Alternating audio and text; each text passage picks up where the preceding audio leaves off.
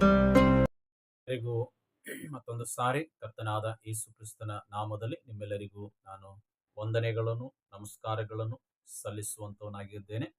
ನಮ್ಮ ಸಾರಾ ಚಾನಲ್ ವೀಕ್ಷಕರಿಗೂ ಹಾಗೂ ನಮ್ಮ ಸಾರಾ ಚಾನಲ್ ಅನ್ನು ಪ್ರತಿದಿನವೂ ಗಮನಿಸಿ ಆಲಿಸುತ್ತಿರುವಂತ ನಿಮ್ಮೆಲ್ಲರಿಗೂ ತಂದೆಯಾದ ದೇವರ ನಾಮದಲ್ಲಿ ನಾನು ಶುಭೋದಯವನ್ನು ಶುಭ ಆಶೀರ್ವಾದಗಳನ್ನು ನಿಮಗೆ ನಾನು ಕೋರುವಂತವನಾಗಿದ್ದೇನೆ.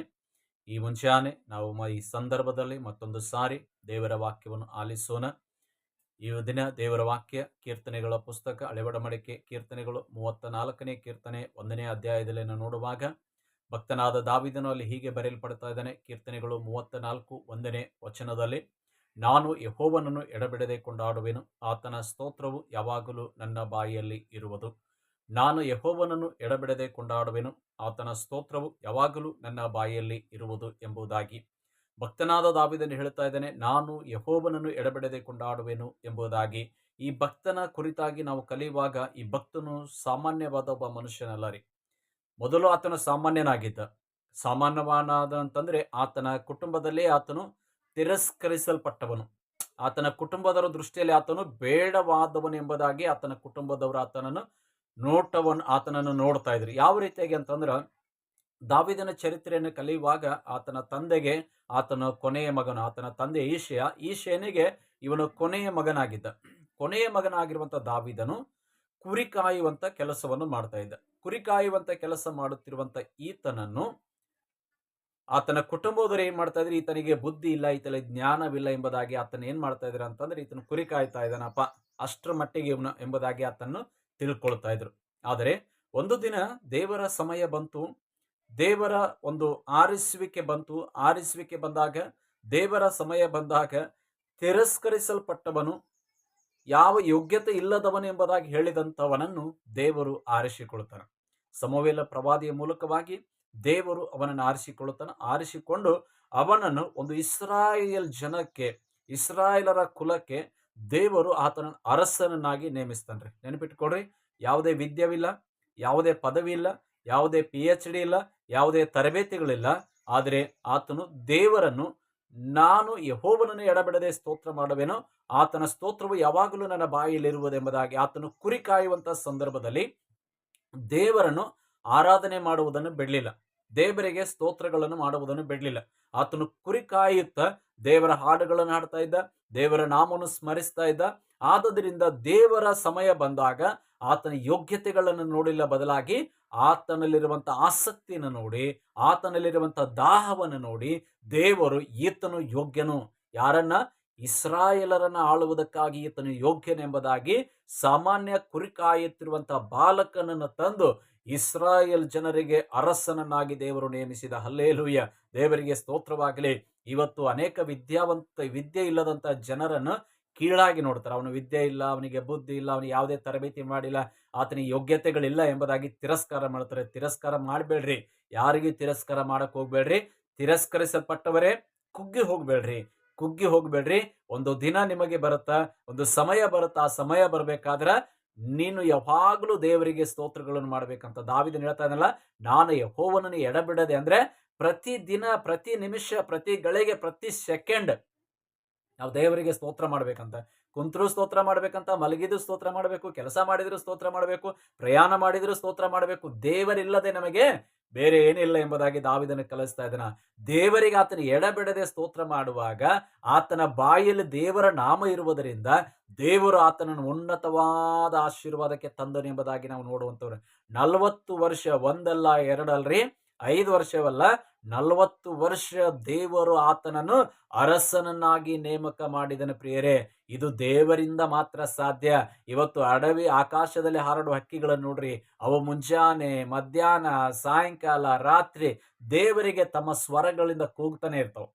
ಕೂಗುವಾಗ ನಮಗದೇನ ಕಾಗಿ ಒದರಕತ್ತೈತಿ, ಗೊಬ್ಬಿ ಒದರಕತ್ತೈತಿ, ಕೋಗಿಲೆ ಒದರಕತ್ತೈತಿ, ನವಿಲು ಒದರಕತ್ತೈತಿ ಹೇಳಕತ್ತೀವಿ ಅಷ್ಟೇ. ಅವು ದೇವರನ್ನ ಆರಾಧನೆ ಮಾಡ್ತವ್ರಿ, ದೇವರನ್ನ ಸ್ಮರಿಸ್ತವ್ರಿ. ಮನುಷ್ಯರಾದ ನಾವುಗಳು ಅವುಗಳಿಗಿಂತ ಶ್ರೇಷ್ಠರಾಗಿದ್ದೇವೆ, ಅವುಗಳಿಗಿಂತ ಉನ್ನತವಾದವರಾಗಿದ್ದೇವೆ. ಹಾಗಾದರೆ ನೀನು ದೇವರಿಗೆ ಎಷ್ಟರ ಮಟ್ಟಿಗೆ ಸ್ತೋತ್ರ ಮಾಡಬೇಕಾಗೈತಿ, ಎಷ್ಟರ ಮಟ್ಟಿಗೆ ದೇವರ ನಾಮವನ್ನು ವರ್ಣಿಸಬೇಕಾಗೈತಿ. ಭಕ್ತನಾದ ದಾವೀದನು ಹೇಳುವಾಗೆ, ನಾನು ಯೆಹೋವನನ್ನು ಎಡಬಿಡದೆ ಪ್ರತಿ ಗಳಿಗೆ ದೇವರಿಗೆ ಸ್ತೋತ್ರ ಮಾಡ್ಬೇಕಂತ. ನನ್ನ ಬಾಯಲ್ಲಿ ಆತನ ಸ್ತೋತ್ರವಲ್ಲದೆ ಮತ್ತೊಂದಿರ್ಲಿಕ್ಕೆ ಸಾಧ್ಯವಿಲ್ಲ. ಹಲ್ಲೇಲೂಯ.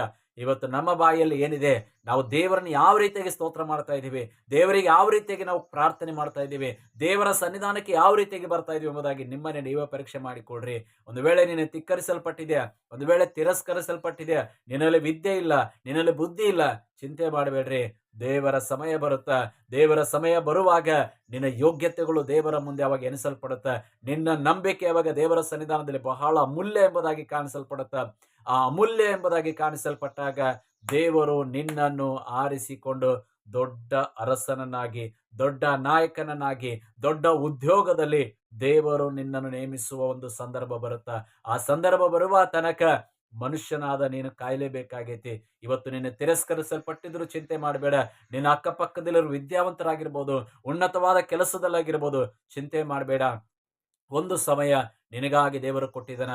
ಆ ಸಮಯ ಬರೋ ತನಕ ದಾವೀದನು ಹೇಳುವಾಗೆ, ನಾನು ಯೆಹೋವನನ್ನು ಎಡೆಬಿಡದೆ ಕೊಂಡಾಡುವೆನು, ಆತನ ಸ್ತೋತ್ರವು ಯಾವಾಗಲೂ ನನ್ನ ಬಾಯಲ್ಲಿರುವಂಥದ್ದು. ನೆನಪಿಟ್ಟುಕೊಳ್ರಿ, ಮನುಷ್ಯನ ಈ ಲೋಕದಲ್ಲಿ ಬದುಕಿರುವಂಥದ್ದು, ದೇವರು ಮನುಷ್ಯನ ಈ ಲೋಕದಲ್ಲಿ ಉಂಟು ಮಾಡಿರುವಂಥದ್ದು ನಾನು ಆಸ್ತಿ ಮಾಡುವುದಕ್ಕಾಗಿ ಅಲ್ಲ, ನಾನು ಹೆಸರು ಗಳಿಸುವುದಕ್ಕಾಗಿ ಅಲ್ಲ, ಇನ್ನೊಬ್ಬರ ಮುಂದೆ ನನ್ನನ್ನೇ ನಾನು ತೋರಿಸಿಕೊಳ್ಳುವುದಕ್ಕಾಗಿ ಅಲ್ಲ, ಇನ್ನೊಬ್ಬರ ಮುಂದೆ ನಾನು ಹೆಮ್ಮೆ ಪಡುವುದಕ್ಕಾಗಿ ದೇವರು ನಿನ್ನನ್ನು ಉಂಟು ಮಾಡಲಿಲ್ಲ. ನನ್ನ ಸಹೋದರನೇ, ನನ್ನ ಸಹೋದರಿಯೇ, ದೇವರು ನಿನ್ನನ್ನು ಈ ಲೋಕದಲ್ಲಿ ಉಂಟು ಮಾಡಿರುವಂಥದ್ದು ನೀನು ಬದುಕಿರುವ ತನಕ, ನೀನು ಭೂಮಿಯ ಮೇಲೆ ಇರುವ ತನಕ ನಿನ್ನ ದೇವರಾದ ಯೆಹೋವನ ನಾಮವನ್ನು ಆರಾಧಿಸುವುದಕ್ಕಾಗಿ, ಯೆಹೋವನ ನಾಮವನ್ನು ಉಚ್ಚಾರ ಮಾಡುವುದಕ್ಕಾಗಿ, ಯೆಹೋವನ ನಾಮವನ್ನು ಮಹಿಮೆ ಪಡಿಸುವುದಕ್ಕಾಗಿ ದೇವರು ನಿನ್ನನ್ನು ಈ ಲೋಕದಲ್ಲಿ ಉಂಟು ಮಾಡಿದನ. ನೆನಪಿಟ್ಟುಕೋ. ಒಂದು ವೇಳೆ ನನ್ನ ಸಹೋದರನೇ, ನನ್ನ ಸಹೋದರಿಯೇ, ದೇವರು ಪ್ರೀತಿಸುವ ದೇವರ ಮಕ್ಕಳೇ, ನೀವು ಒಂದು ವೇಳೆ ಲೋಕದಲ್ಲಿ ಹೆಮ್ಮೆ ಪಡ್ತಾ ಇದ್ದೀರಾ, ಮನುಷ್ಯರನ್ನು ಮೆಚ್ಚಿಸ್ತಾ ಇದ್ದೀರಾ, ಈ ಲೋಕದ ನಿನ್ನ ಸ್ನೇಹಿತರನ್ನು ಮೆಚ್ಚಿಸ್ತಾ ಇದ್ದೀರಾ, ನಿನ್ನ ಕುಟುಂಬದ ಸದಸ್ಯರನ್ನು ಮೆಚ್ಚಿಸ್ತಾ ಇದ್ದೀರಾ, ನಿನ್ನ ಸಭೆಯನ್ನು ನೀನು ಮೆಚ್ಚಿಸ್ತಾ ಇದ್ದೀರಾ, ದೇವರ ಮುಂದೆ ಅದು ಯಾವುದು ಲೆಕ್ಕಕ್ಕೆ ಬರುವುದಿಲ್ಲ. ದೇವರು ನಿನ್ನನ್ನು ಒಂದು ದಿನ ತಳ್ಳುತ್ತಾನ, ಖಂಡಿತವಾಗಿ ತಳ್ಳುತ್ತಾನ. ಅದಕ್ಕೆ ಆಸ್ಪದ ಕೊಡಬೇಡ. ಮನುಷ್ಯರನ್ನು ಮೆಚ್ಚಿಸುವಂಥದ್ದು ಬಿಡು, ನಿನ್ನ ಸಭೆಯ ನಾಯಕರನ್ನು ಮೆಚ್ಚಿಸುವಂಥದ್ದು ಬಿಡು, ನಿನ್ನ ಸ್ನೇಹಿತರನ್ನು ಮೆಚ್ಚಿಸುವಂಥದ್ದು ಬಿಡು, ನಿನ್ನ ಕುಟುಂಬದ ಸಹೋದರ ಸಹೋದರನ ಮೆಚ್ಚಿಸುವಂಥದ್ದು ಬಿಡು, ನಿನ್ನ ಸ್ಥಾನಮಾನಗಳ ವಿಷಯದ ಕುರಿತಾಗಿ ಚಿಂತೆ ಮಾಡುವುದನ್ನು ಬಿಡು. ಎಡಬಿಡದೆ ದೇವರ ನಾಮವನ್ನು ಆರಾಧಿಸು. ನಿನ್ನ ಬಾಯಿಯಿಂದ ದೇವರ ಸ್ತೋತ್ರಗಳು ಬರಬೇಕು. ಎಡಬಿಡದೆ ದೇವರ ಸಮ್ಮುಖವನ್ನು ಹುಡುಕು.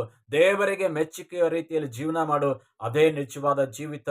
ದೇವರು ನಿನ್ನನ್ನು ದೊಡ್ಡ ಉನ್ನತವಾದ ಪದವಿಗೆ, ಉನ್ನತವಾದ ಆಶೀರ್ವಾದಕ್ಕೆ ದೇವರು ನಿನ್ನನ್ನು ನಡೆಸುವಂತವನಾಗಿರ್ತಾನೆ. ಆದುದರಿಂದ ನಿನ್ನ ಜೀವಿತ ಈ ವಾಕ್ಯದ ಮುಂದೆ ನೀನು ಒಪ್ಪಿಸಿಕೊಡು. ಈ ವಾಕ್ಯದ ಮುಂದೆ ನೀನು ಹೇಗೆ ನಡೀತಾ ಇದೆಯಾ? ನೀನು ದೇವರನ್ನು ಮೆಚ್ಚಿಸ್ತಾ ಇದೆಯಾ, ಲೋಕವನ್ನು ಮೆಚ್ಚಿಸ್ತಾ ಇದೆಯಾ? ಎಡೆಬಿಡದೆ ಈ ಲೋಕದಲ್ಲಿ ಜೀವನ ಮಾಡ್ತಾ, ಈ ಲೋಕದ ಜೀವಿತವನ್ನು ಅನುಸರಿಸಿ ನಡೀತಾ ಇದೆಯಾ? ದೇವರ ನಂಬಿಕಸ್ಥ ಮಗನಾಗಿ ನೀನು ಜೀವಿಸ್ತಾ ಇದೆಯಾ ಎಂಬುದಾಗಿ ನಿನ್ನನ್ನೇ ನೀನು ದೇವರ ವಾಕ್ಯದ ಮುಂದೆ ಒಪ್ಪಿಸಿಕೊಡು. ಈ ಲೋಕದಲ್ಲಿ, ಈ ಲೋಕದ ಆಡಂಬರದಲ್ಲಿ ನೀನು ತವಕಪಟ್ರೆ, ಈ ಲೋಕದವರನ್ನು ಮೆಚ್ಚಿಸಿದರೆ ದೇವರು ನಿನ್ನನ್ನು ಒಂದು ದಿನ ತಳ್ತಾನ. ಅದು ಬೆಂಕಿಯ ಕೆರೆಗೆ ನಿನ್ನನ್ನು ತಳ್ತಾನ. ಆ ಕೆರೆಗೆ ನೀನು ಹೋಗ್ಬಾರ್ದಂತಂದ್ರ ಇವತ್ತು ದಾವೀದನು ಹೇಳುವ ಹಾಗೆ, ನಾನು ಎಡಬಿಡದೆ ಯೆಹೋವನಿಗೆ ಸ್ತೋತ್ರ ಮಾಡುವೆನು, ನನ್ನ ಬಾಯಿಂದ ಆತನ ನಾಮವನ್ನು ಉಚ್ಚರಿಸುವೆನು ಎಂಬುದಾಗಿ ಹೇಳ್ತದಲ್ಲ, ಆ ರೀತಿಯಾಗಿ ನೀನು ಯೆಹೋವನಲ್ಲಿ ಭಯಭಕ್ತಿ ಇದ್ದು ಎಡಬಿಡದೆ ಆತನಿಗೆ ಸನ್ನಿಧಾನವನ್ನು ಬಯಸುತ್ತಾ ಆತನ ನಂಬಿಗಸ್ತ ಮಗನಾಗಿ ಜೀವಿಸು, ನಂಬಿಗಸ್ತ ಮಗಳಾಗಿ ಜೀವಿಸು. ದೇವರು ನಿನ್ನನ್ನು ಒಂದು ದಿನ ಉನ್ನತವಾದ ಆಶೀರ್ವಾದಕ್ಕೆ ದೇವರು ನಿನ್ನನ್ನು ತಂದು ನಿಲ್ಲಿಸುತ್ತಾನೆ. ಇದು ಸತ್ಯ, ಇದು ಸತ್ಯ. ಹಾಗಾದರೆ ನನ್ನ ಜೊತೆಗೆ ಪ್ರಾರ್ಥನೆ ಮಾಡು. ಪರಮ ಪ್ರೀತಿಯ ದೇವರೇ, ನೀನು ಕೊಟ್ಟ ವಾಕ್ಯಕ್ಕಾಗಿ ಸ್ತೋತ್ರ. ಭಕ್ತನಾದ ದಾವೀದನು ಹೇಳುವ ಹಾಗೆ, ನಾನು ಎಡಬಿಡದೆ ಯೆಹೋವನಿಗೆ ಸ್ತೋತ್ರ ಮಾಡುವೆನೆಂಬುದಾಗಿ. ಹೌದು ದೇವರೇ, ಈ ದಿನ ಇಲ್ಲಿ ವಾಕ್ಯವನ್ನು ಕೇಳಿದಂತ ನಿಮ್ಮ ಮಕ್ಕಳು ಯಾರೆಲ್ಲ ಸ್ವಾಮಿ ಈ ಹೊತ್ತಿನಿಂದ ಅಪ್ಪ ಎಡಬಿಡದೆ ನಿನಗೆ ಸ್ತೋತ್ರ ಮಾಡೋದಕ್ಕಾಗಿ ತವಕ ಪಡ್ತಾ ಇದ್ರು, ಎಡಬಿಡದೆ ನಿನ್ನ ನಾಮವನ್ನು ಉಚ್ಚರಿಸುವುದಕ್ಕಾಗಿ ಸಿದ್ಧರಾಗ್ತಾ ಇದ್ದಾರೆ ಸ್ವಾಮಿ, ಅವರ ಜೀವಿತಗಳನ್ನು ಆಶೀರ್ವಾದ ಮಾಡು. ಅವರ ಜೀವಿತದಲ್ಲಿ ಅಭಿವೃದ್ಧಿಯನ್ನು ಉಂಟು ಮಾಡು ಸ್ವಾಮಿ. ಲೋಕಕ್ಕಾಗಿ ತವಕ ಪಡದೆ ನಿನಗಾಗಿ ತವಕ ಪಟ್ಟು ಎಡಬಿಡದೆ ನಿನ್ನ ನಾಮವನ್ನು ಆರಾಧಿಸುವಂತೆ, ನಿಮ್ಮ ನಾಮವನ್ನು ಕೊಂಡಾಡುವಂತೆ ದೇವರೇ, ನೀನು ಅವರ ಹೃದಯದಲ್ಲಿ ದೊಡ್ಡ ಕಾರ್ಯಗಳನ್ನು ಮಾಡಬೇಕೆಂಬುದಾಗಿ ಪ್ರಾರ್ಥನೆ ಮಾಡುತ್ತೇನೆ. ಮನುಷ್ಯರನ್ನು ಮೆಚ್ಚಿಸದೆ, ಈ ಲೋಕವನ್ನು ಮೆಚ್ಚಿಸದೆ, ನಿನಗೆ ಮೆಚ್ಚುಗೆ ಆಗುವ ರೀತಿಯಲ್ಲಿ ನಿನ್ನ ಮಕ್ಕಳು ಜೀವಿಸುವಂತೆ ಅವರ ಹೃದಯಗಳನ್ನು ಸ್ವಾಮಿ ನೀನು ಆಶೀರ್ವಾದ ಮಾಡಬೇಕೆಂಬುದಾಗಿ ಯೇಸುವೆ ನಿನ್ನ ಪರಿಶುದ್ಧವಾದ ನಾಮದಲ್ಲಿ ಪ್ರಾರ್ಥಿಸಿ ಬೇಡಿ ಆಶೀರ್ವಾದ ಹೊಂದಿಕೊಳ್ಳುತ್ತೇವೆ ನಮ್ಮ ತಂದೆಯೇ. ಆಮೇನ್, ಆಮೇನ್. ಕರ್ತನು ನಿಮ್ಮೆಲ್ಲರನ್ನು ಹೇರಳವಾಗಿ ಆಶೀರ್ವಾದ ಮಾಡಲಿ. ಆಮೇನ್, ಆಮೇನ್. ಪ್ರಿಯ ದೇವಜನರೇ, ನನ್ನ ಸಹೋದರ ಸಹೋದರಿಯರೇ, ಈ ನಮ್ಮ ಒಂದು ಸಾರ ಚಾನೆಲ್ ಮೂಲಕವಾಗಿ ನೀವು ಅಭಿವೃದ್ಧಿ ಆಗ್ತಾ ಇದ್ದೀರಿ, ಈ ವಾಕ್ಯ ನಿಮಗೆ ಇಷ್ಟವಾಗ್ತಾ ಇದ್ರೆ ದೇವರು ನಿಮ್ಮ ಜೊತೆಗೆ ಮಾತನಾಡ್ತಾ ಇದ್ದರೆ ದಯವಿಟ್ಟು ನಿಮ್ಮ ಕಮೆಂಟ್ಗಳನ್ನು, ನಿಮ್ಮ ಅನಿಸಿಕೆಗಳನ್ನು ನಮ್ಮ ಕಮೆಂಟ್ ಬಾಕ್ಸಲ್ಲಿ ತಪ್ಪದೆ ತಿಳಿಸಿರಿ. ಮತ್ತು ನಮ್ಮ ಚಾನಲನ್ನು ಸಬ್ಸ್ಕ್ರೈಬ್ ಮಾಡಿಕೊಡ್ರಿ. ಸಬ್ಸ್ಕ್ರೈಬ್ ಮಾಡ್ಕೊಳ್ಳದೇ ಇರುವಂಥವರು ನಮ್ಮ ಚಾನಲನ್ನು ಸಬ್ಸ್ಕ್ರೈಬ್ ಮಾಡಿಕೊಡ್ರಿ ಮತ್ತು ಒಂದು ಲೈಕ್ ಮಾಡಿರಿ. ಮತ್ತು ಇತರರಿಗೆ ಈ ಚಾನಲ್ ಬಗ್ಗೆ ತಿಳಿಸುವುದನ್ನು ಮರೆಯಬೇಡ್ರಿ. ಶೇರ್ ಮಾಡಿರಿ. ತಪ್ಪದೆ ನಮ್ಮ ಪ್ರತಿದಿನದ ದೇವರ ವಾಕ್ಯವನ್ನು ಆಲಿಸಿ ದೇವರೊಟ್ಟಿಗೆ ನಿಮ್ಮ ಸಮಯವನ್ನು ಕಳೆಯಿರಿ. ಆಮೇನ್, ಆಮೇನ್.